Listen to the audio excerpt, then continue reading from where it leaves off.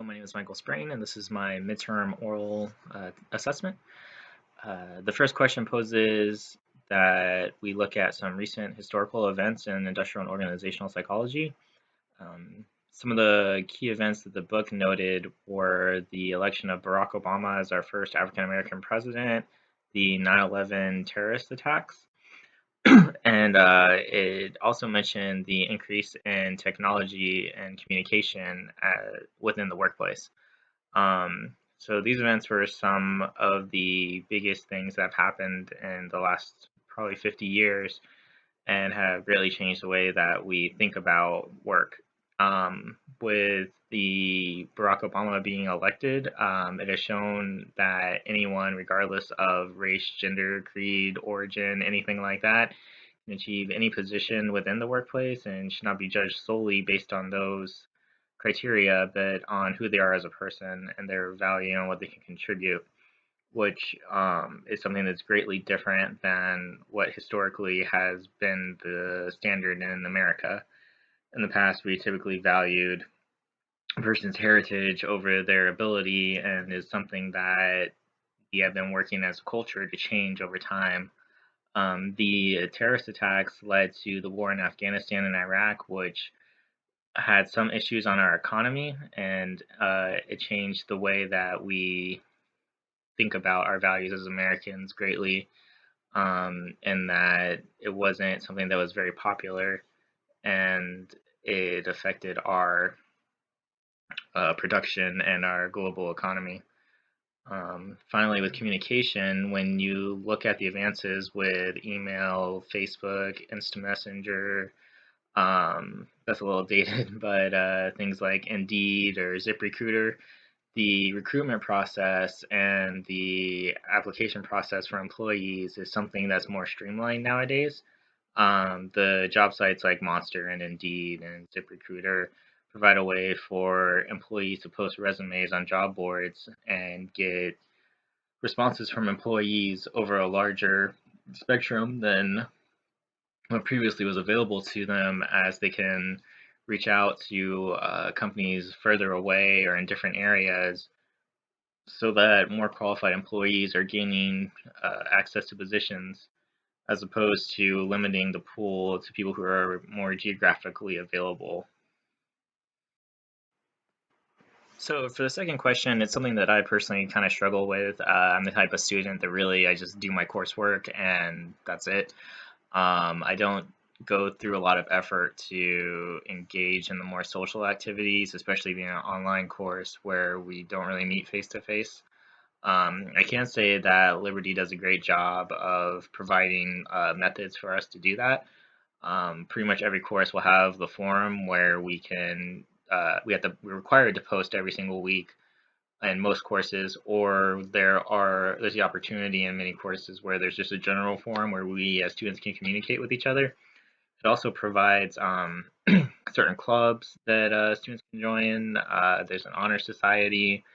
There's also counselors, a writing center, various different methods through which students can learn more about the school, learn more about themselves, and how to function better in the program. The professors have also been very great at responding to students' concerns, posting on their announcements, and making sure that they feel that they're learning what they need to and getting the things that they are seeking out of the program. Um, I've also kind of felt here that the coursework is very relevant to the jobs that we would pursue in the future, or even more graduate level programs. Again, it's really hard for me just personally to answer this question because it's not something that I engage in. So I think that the school overall does a great job for people who are seeking more and wanting to do more with the school. I know I see emails all the time about football games or different events that are going on in order to get people to feel more like they're a part of the school and the community at the school, so that and even the students that are further away and can't attend events or classes still feel that same connection with the students that are there for the day-to-day courses. So the work-family conflict is something that we all struggle with. I know being in the military, I often find that I am required to be out of my home more often than I'm actually here. Um, and I know for many other people, it's the same case. I think that organizations can alleviate this by there, for one, being less repercussions for employees that need to deal with things that are going on in their personal life. I think that it's important that we are at work. When we're at work, we are at work and we do our job. But at the same time, there should be more of an understanding that things do come up, appointments, family events, emergencies, things that we can't otherwise plan for.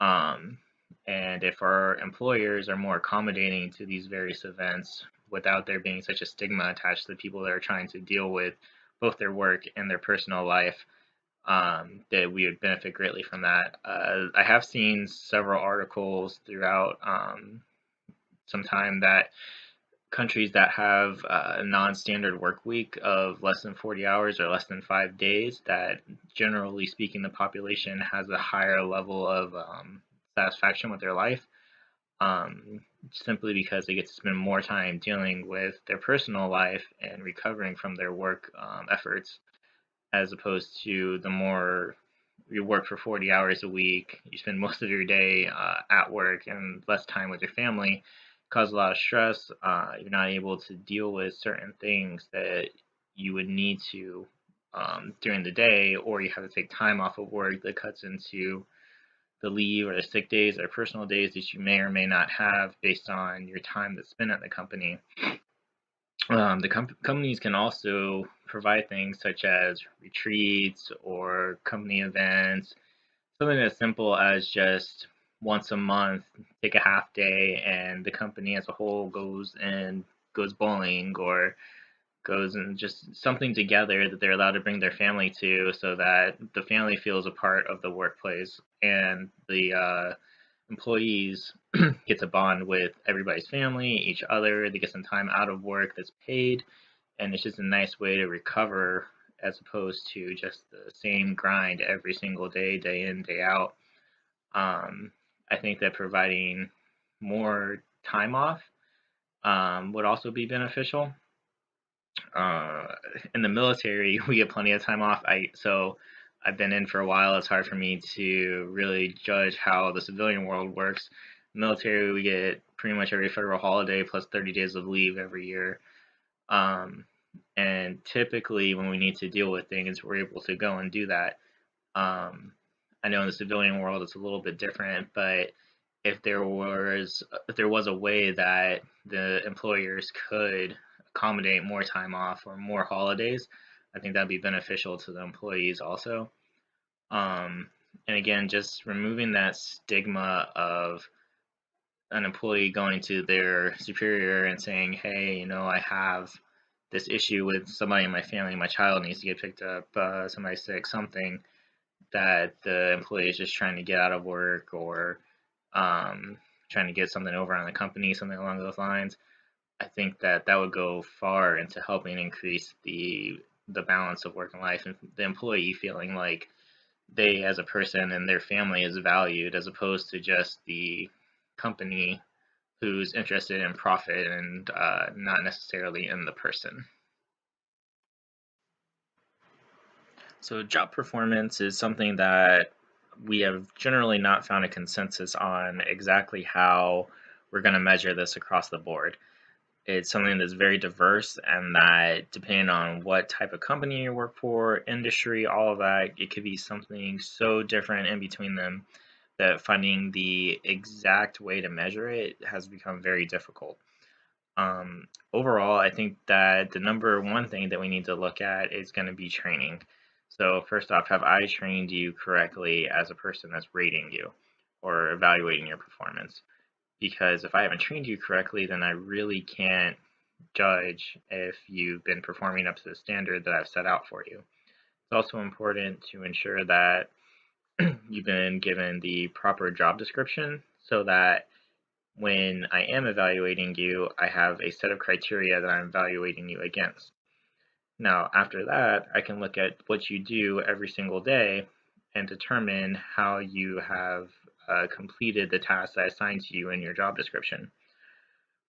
This could be done in a number of ways. It could be a survey, measures, it could be statistical data. There's a multitude of ways to determine this just simply based on what your actual job is. After we look at what you have completed on a daily basis, we want to go into looking at how you function in the workplace.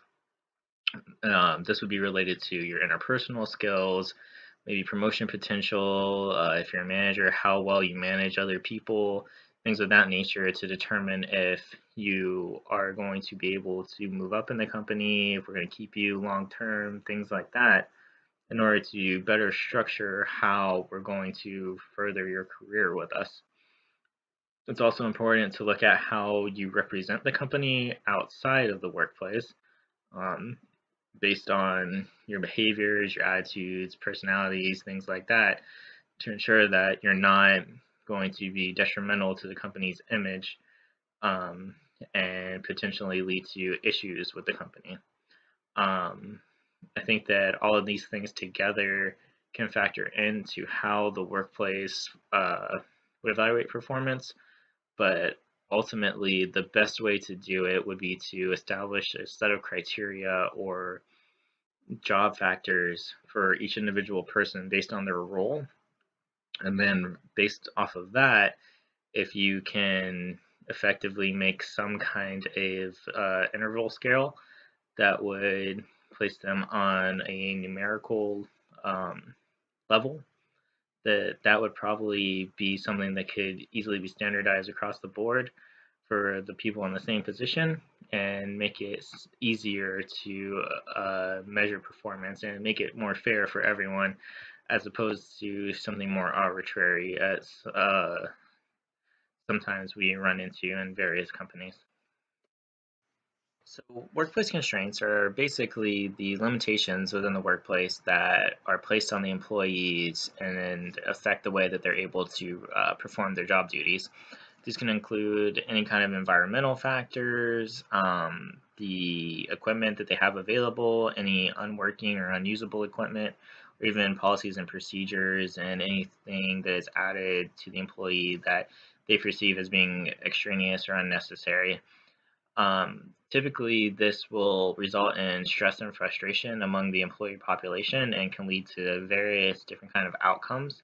One would be theft, where the employees are venting these frustrations on the company itself by taking items or money or any kind of thing from the company in order to feel like they've got something over on their employer, to relieve that feeling. Violence is also something that can happen where the employee will cause harm to themselves, another employee, a supervisor, or even somebody outside of the company just in order to relieve those feelings of stress and frustration, anxiety, anything that their day to day life is causing them based on what's happening in the workplace. A final issue with that would be drug or alcohol abuse, where the employees are actually resorting to these substances in order to alleviate or self-medicate in order to escape the feelings that they're having in their day-to-day life so that they can feel better about themselves and about their workplace. It's something that is kind of inherent in our society where we turn to either medications, drugs, alcohol, anything like that simply because it's readily available and easy for us to access, and it's something that could be easily relieved by the workplace looking at what they're doing and finding a better solution to fix these problems and create a situation where the employees are more happy and enjoying their day-to-day work life and still being productive.